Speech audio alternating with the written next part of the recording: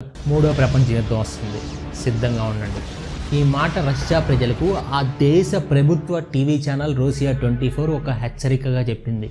ప్రజలు అన్ని రకాలుగా సిద్ధంగా ఉండాలని, బాంబ్ షెల్టర్స్లో తలదాచుకునే సమయంలో అయోడిన్ ప్యాకెట్లు దగ్గరుంచుకోమని, రేడియేషన్కి గురి కాకుండా, అంటే శరీరానికి రాసుకోవాలి అయోడిన్, రేడియేషన్కి గురి కాకుండా ఫుడ్ అండ్ వాటర్ సప్లైస్ కూడా స్టోర్ చేసుకోమని చెప్పింది. కారణం మీ అందరికీ తెలిసిందే, రష్యా ఉక్రెయిన్ మధ్య వివాదం మూడో ప్రపంచ యుద్ధానికి దారి తీసింది. సింపుల్గా అసలు ఈ గొడవ ఏంటో తెలియని వాళ్ళకి చిన్నగా చెప్పేస్తా. ఇది రెండు పాయింట్ ఆఫ్ వ్యూలో చూద్దాం, ఉక్రెయిన్ పాయింట్ ఆఫ్ వ్యూలో, రష్యా పాయింట్ ఆఫ్ వ్యూలో. ఉక్రెయిన్ పాయింట్ ఆఫ్ వ్యూలో ఏంటి, రష్యా పద్దాకా అటాక్ చేస్తుంది, వాళ్ళు వెళ్ళి నాటోలో చేరితే నాటో కంట్రీస్ ఒకవేళ రష్యా అటాక్ చేస్తే నాటో కంట్రీస్ వచ్చి మాకు సపోర్ట్ చేస్తాయి, నాటోలో చేరదాం అనుకుంటుంది. కానీ రష్యా పాయింట్ ఆఫ్ వ్యూలో ఈ ఉక్రెయిన్ వెళ్ళి నాటోలో చేరితే నాటో కంట్రీస్లో ముఖ్యంగా యూఎస్ ఉంది కదా, ఈ ఉక్రెయిన్లోకి వచ్చి బార్డర్స్ ఏర్పాటు చేసుకొని, మిలిటరీ బేసెస్ ఏర్పాటు చేసుకొని, సపోజ్ ఏదైనా యుద్ధం వచ్చిందనుకోండి వెంటనే రష్యాలోకి వచ్చేయచ్చు. సింపుల్గా ఉక్రెయిన్ బార్డర్స్ నుంచి రష్యాకి సెకండ్స్ నుంచి అటాక్ చేసేయచ్చు. అంటే రష్యాకి ఛాన్స్ కూడా ఉండదు యుద్ధం చేయడానికి. అంటే ఏంటి, ఇప్పుడు ఉక్రెయిన్ నాటోలో చేరింది అనుకోండి, ఇప్పుడు ఉక్రెయిన్ ఉన్న ప్లేస్లో రష్యా ఉంటుంది యుద్ధం జరిగితే. సో అది రష్యా దేశ రక్షణకే ముప్పు. అంటే ఇన్నాళ్ళు అమెరికా ముందు గర్వంగా తలెత్తుకున్న రష్యా ఒకవేళ నాటోలో జాయిన్ అయ్యి బేసెస్ ఏర్పాటు అయితే ఉక్రెయిన్లో తల దించుకోవాల్సి వస్తుంది. ఎందుకంటే యుద్ధం చేయడానికి అవకాశం కూడా ఇవ్వరు వేరే నాటో కంట్రీస్. నా పర్సనల్ ఒపీనియన్ అయితే నేను అమెరికాని నమ్మను, మనకి ఎన్నోసార్లు దెబ్బేసింది. కానీ 1971 ఇండియా పాకిస్తాన్ వార్లో మనకి వెన్నుగా నిలిచింది ఎవరు, రష్యానే. మన దేశ బోర్డర్స్ చుట్టూ వాళ్ళ సబ్మెరైన్స్ అండ్ వార్షిప్స్ పెట్టి మనకి అండగా నిలబడి మన దేశం మీద అటాక్ చేయడానికి వచ్చిన వాళ్ళందరినీ భయపెట్టి కేజీఎఫ్లో రాకీ బాయ్ లాగా ఇండియా మీద చేయేస్తే రష్యా మీద చేయేస్తున్నాం అన్నట్టు చెప్పి వాళ్ళందరినీ భయపెట్టి వెనక్కి పంపించి ఇండియా పాకిస్తాన్ యుద్ధంలో ఇండియా గెలవడానికి ఒక రకంగా సహాయం చేసింది. ఒకవేళ ఆ యుద్ధంలో మన మీద వేరే కంట్రీస్ దాడి చేస్తుంటే మనం ఒక 20-30 ఏళ్ళు అభివృద్ధిలో వెనకే ఉండేవాళ్ళం. సో ఇప్పుడు అసలు మామూలుగా ఇది పక్కన పెట్టేసి ఏ కంట్రీస్ ఎవరికి సపోర్ట్ చేస్తారు, ఎవరు గెలవచ్చో చూద్దాం. ఫస్ట్ రష్యాకి సపోర్ట్ చేసే కంట్రీస్ ఏంటి, చైనా, పాకిస్తాన్, అలాగే ఇజ్రాయెల్ లాంటి దేశాలు కూడా ఉంటాయి. అదే ఉక్రెయిన్ వైపు America, Australia, European union, England, Germany లాంటి డెవలప్డ్ కంట్రీస్ ఉంటాయి. ఇండియా పరిస్థితి చూస్తే ఇండియా చివరి వరకు ఏ దేశానికి సపోర్ట్ చేయకుండా తటస్థంగా ఉండేందుకే ప్రయత్నిస్తుంది. ఎందుకంటే రెండు మిత్ర దేశాలే కాబట్టి.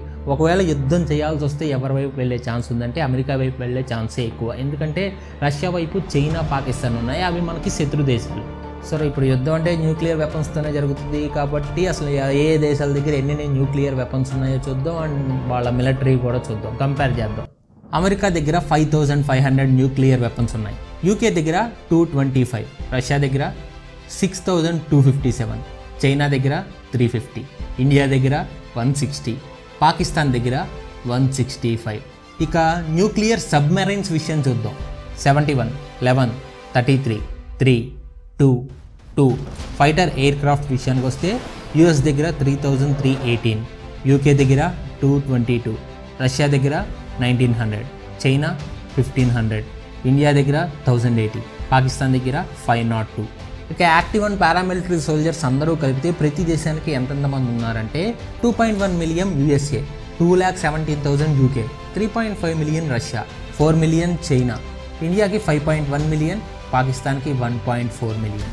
ఆర్టిలరీ విషయాన్ని చూస్తే 2740, 1268, 4465, 3600, 4060, 1260. అయితే రష్యా దగ్గర ఇంకొన్ని వెహికల్స్ ఎక్కువ ఉన్నాయి. ట్యాంక్స్ 12,240 ఉన్నాయి, ఆర్మర్డ్ వెహికల్స్ 30,000 ఉన్నాయి. వార్ జరిగితే ఉక్రెయిన్ అంటే ఉక్రెయిన్కి సపోర్ట్గా నాటో వస్తుంది అండ్ రష్యా సపోర్టింగ్ కంట్రీస్ వస్తుంది. ఈ నాటోకి ఏంటంటే ఎలక్ట్రీ అండ్ అమ్యునిషన్ షార్టేజ్ అనేది ఎక్కువ ఉంది. రష్యాకి మోడర్న్ మిలిటరీ టెక్నాలజీ లోటు ఉంది, drone capability, electric components, radar and satellite reconnaissance, వీటిలో ఏంటంటే రష్యా వెనకబడింది. ఒకవేళ వరల్డ్ వార్ అంటూ జరిగితే ఇంతటి హై టెక్నాలజీతో అండ్ న్యూక్లియర్ వెపన్స్తోనే జరుగుద్ది కాబట్టి మానవ చరిత్రలోనే అత్యంత భయంకరమైన యుద్ధంగా మిగులుతుంది. హ్యూమన్ సివిలైజేషన్ దాదాపు నాశనం అయిపోతుంది. కొంతమంది ఎక్స్పర్ట్స్ అనుకొని సూపర్ కంప్యూటర్స్ ఆయా దేశాల మిలిటరీ, నేవీ, ఎయిర్ క్రాఫ్ట్ చూసి ప్రిడిక్ట్ చేసి అమెరికాకి సహకరించే దేశాలు 60% గెలవడానికి ఛాన్స్ ఉంది అండ్ రష్యాకి సపోర్ట్ చేసే దేశాలు 40% వరకు గెలిచే ఛాన్స్ ఉందని చెప్తున్నారు. కానీ యుద్ధం ఎవరు గెలిచినా సరే వాళ్ళు రేడియేషన్తో నిండిన ఒక డిస్టాపియన్ వరల్డ్లో జీవించాలి. ఫ్యాక్ట్ నెంబర్ 2, డిస్నీ హాట్స్టార్లో ఒక మూవీ ఉంది, ఫ్రీ గాయ్ ఆ మూవీ పేరు. ఆ మూవీలో ఏంటంటే ఒక ఫ్రీ సిటీ అని ఒక సిటీ గేమ్ ఉంటుంది, ఫ్రీ సిటీ ఆ గేమ్ పేరు. ఆ గేమ్లో ఒక క్యారెక్టర్, ఎన్పిసి క్యారెక్టర్ అంటే కంప్యూటర్ జనరేటెడ్ క్యారెక్టర్, అది ఓన్గా ఆలోచించడం మొదలెట్టింది. ఇది చూసిన వాళ్ళకి తెలిసే ఉంటుంది. సింపుల్గా మీకు ఇంకా అర్థమయ్యేలా చెప్పాలంటే ఇప్పుడు మీరు BGMI ఫ్రీ ఫైర్ ఆడుతున్నాం, అందులో కంప్యూటర్ జనరేటెడ్ బాట్స్ వస్తాయి. ఎందుకు? మనకు ఫ్రీ కిల్స్ ఇవ్వడానికి, కొంచెం లూట్ తేవడానికి. ఆ కంప్యూటర్ జనరేటెడ్ బాట్ దానికి సొంతగా ఆలోచించి పనులు చేస్తే, అంటే AWM తీసుకుని మనల్ని చంపేస్తే, ఒక కార్ డ్రైవింగ్ చేసుకుంటూ వస్తే గాల్లోకి ఎగిరి మనల్ని కొట్టేస్తే, అది కూడా ఒక కంప్యూటర్ జనరేటెడ్ బాట్ ఎలా ఉంటుంది? ఆ గేమ్లో కూడా అలాగే జరిగింది. ఒక క్యారెక్టర్ ఓన్గా ఆలోచించడం మొదలెట్టింది. మేబీ మనం కూడా ఇంతేనా? అంటే మనం కూడా ఏదన్నా గేమ్లో ఒక పార్ట, ఈ మాట చెప్పింది నేను కాదు, 2003లో ఆక్స్ఫర్డ్ యూనివర్సిటీ ప్రొఫెసర్ నిక్ బాస్ట్రమ్ ఒక థియరీ అనుకున్నాడు. అదే స్టిమ్యులేషన్ హైపోథసిస్. బాగుంటుంది. ఆ థియరీ ప్రకారం ఇప్పుడు మనం చూస్తున్నది, మనకు తెలిసింది, మనం ఎక్స్పీరియన్స్ చేస్తుంది అంతా నిజం అనుకుంటున్నాం కదా, ఇదంతా ఒక స్టిమ్యులేషన్ అంటున్నాడు. మనకి ఎవరో తెలియని ఒక అన్నోన్ ఎంటిటీ దీన్ని ఆపరేట్ చేస్తే, అంటే దీనికి ఎవరో తెలియని వాళ్ళు ఒక సూపర్ కంప్యూటర్ క్రియేట్ చేసి, ఆ సూపర్ కంప్యూటర్ ఒక యూనివర్స్ని క్రియేట్ చేసి, ఆ స్టిమ్యులేషన్లో ప్లానెట్స్ క్రియేట్ అయ్యి, ఆ ప్లానెట్స్లో మనం ఇలా వర్క్ చేస్తున్నాం అనమాట. అండ్ ఇలా మనం చేసే వాటన్నిటిని ఎవరో అబ్జర్వ్ చేస్తున్నారు అని. అఫ్కోర్స్ దీన్ని ఎవరూ నమ్మలేదనుకోండి, ఎందుకంటే ఇందులో చాలా డ్రాబ్యాక్స్ ఉన్నాయి. కానీ మేబీ ఇలా ఆలోచిస్తే చాలా క్రేజీగా ఉంటుంది కదా. రిజన్ బ్రిక్ అనే సైంటిస్ట్ ఈ స్టిమ్యులేషన్ థియరీ మీద ఒక బుక్ కూడా రాశాడు. ఆ బుక్ పేరు ఏంటో తెలుసా? We are in a video game. Fact number 3. మనం చాలా బిజీగా ఉంటాం. మన ఫోన్ మోగుద్ది, మనం ఆ పని ఆపుకుని ఆ ఫోన్ దగ్గరికి వెళ్తాం. అదొక స్పామ్ కాల్. చాలా బాధగా ఉంటుంది, కోపం కూడా వస్తుంది. అయితే ఇలా స్పామ్ కాల్స్ వల్ల ప్రభావితమైన దేశాల్లో మన దేశం ఎన్నో స్థానంలో ఉందో తెలుసా? 4వ స్థానంలో. ట్రూ కాలర్ ఒక యాన్యువల్ గ్లోబల్ స్పామ్ రిపోర్ట్ని తయారు చేస్తుంది. రిపోర్ట్లో ఏముందంటే 2021లో భారతదేశంలో ఒక్క స్పామర్ ద్వారా 202 మిలియన్ కాల్స్ చేయించాడంట 20 కోట్ల పైన మందికి. అంటే ప్రతిరోజు 6,64,000 కాల్స్, ప్రతి గంట 27,000 కాల్స్. అలాగే ఇండియాలో 93.5% స్పామ్ కాల్స్ అన్ని టెలిమార్కెటింగ్ అండ్ సేల్స్ వాళ్ళవే. ఆ మిగిలిన పర్సంటేజ్ ఏమై ఉండొచ్చు? స్పామ్ కాల్స్లో స్కామ్ కాల్స్, స్పామ్ కాల్స్లో స్కామ్ కాల్స్. అండ్ ఈ స్కామ్ కాల్స్లో ఎక్కువ స్కామ్లు ఏ పేరుతో చేశారో తెలుసా? KYC scam. సో ఎవరైనా ఫోన్ చేసి KYCలో పిల్లలు అడిగితే గబుక్కున చెప్పేయకండి.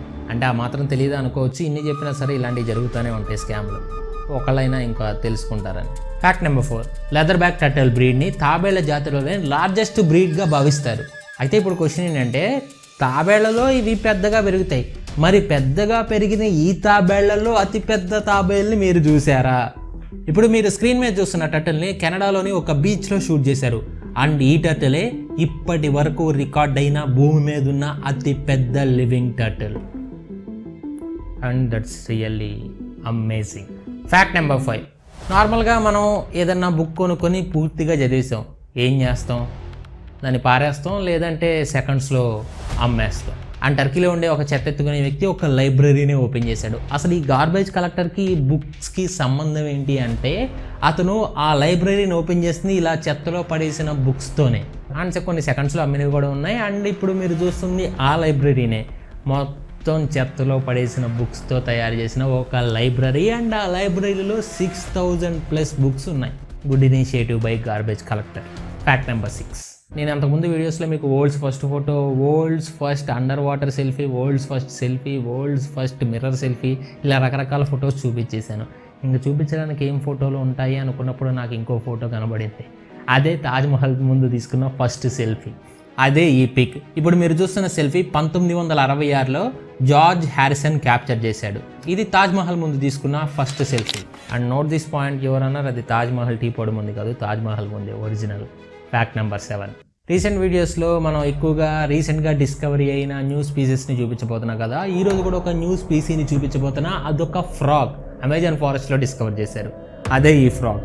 అండ్ దీని నోస్ తాపిది యానిమల్లా ఉంటుంది. అండ్ అదే దీని స్పెషాలిటీ. అండ్ చూడడానికి బిలో 1 ఇంచే ఉంటుంది. జూమ్ చేసి తీయడం వల్ల మీకు అదంత పెద్దగా కనబడుతుంది. చాలా చిన్న ఫ్రాగ్ అది. ఒకసారి మన హ్యూమన్ బాడీని డీప్ డైవ్ చేద్దాం, అది కూడా బెల్లీ బటన్ మీద. నేషనల్ జియోగ్రఫిక్లో వచ్చిన ఈ ఆర్టికల్ చూడండి. It's a rain forest of species. Species అనడం కంటే కూడా బ్యాక్టీరియా అనడం బెస్ట్. 60 మంది వాలంటీర్స్ బెల్లీ బటన్ మీద స్టడీ జరిగింది. అయితే 60 మంది వాలంటీర్స్ బెల్లీ బటన్లో ఎన్ని బ్యాక్టీరియాస్ కనుగొన్నారో తెలుసా? 2368 బ్యాక్టీరియా స్పీసెస్. అయితే అందులో 1458 బ్యాక్టీరియా స్పీసెస్ అప్పటికి సైన్స్ కూడా కనుక్కోలేదు. అంటే మన బాడీ మీద కొత్త రకాల బ్యాక్టీరియాలు ఉన్నాయన్నమాట. అది కూడా మన బెల్లీ బటన్లో. అయితే ఇంకో విషయం కూడా చెప్పాలి, ఈ 60 మందిలో ఒక వ్యక్తి బెల్లీ బటన్లో అయితే బ్యాక్టీరియా, ఎలాంటి బ్యాక్టీరియా దొరికిందంటే ఆ బ్యాక్టీరియా కేవలం జపాన్ సాయిల్, జపాన్ మట్టిలో మాత్రమే దొరుకుద్దంట. అలా అని చెప్పి అతను జపాన్ వెళ్ళాడంటే లేదు, వెళ్ళలేదు, అయినా సరే బ్యాక్టీరియా వచ్చేసింది అతని బెల్లీ బటన్లో. This shows how fast bacteria spreads. Guys, video నచ్చితే వీడియోని లైక్ చేయండి, షేర్ చేయండి, అండ్ కొత్త వాళ్ళు సబ్స్క్రైబ్ చేయండి. అండ్ ఆగండి, ఇప్పుడు మీకు స్క్రీన్ మీద కనిపిస్తున్నాడు చూసారా, ఈడు మహాముదురు. ఇప్పుడు స్క్రీన్ మీద కనిపిస్తున్న ఎండ్ స్క్రీన్ మీద క్లిక్ చేసి ఫుల్ వీడియో చూడండి. Love you so much, we are family.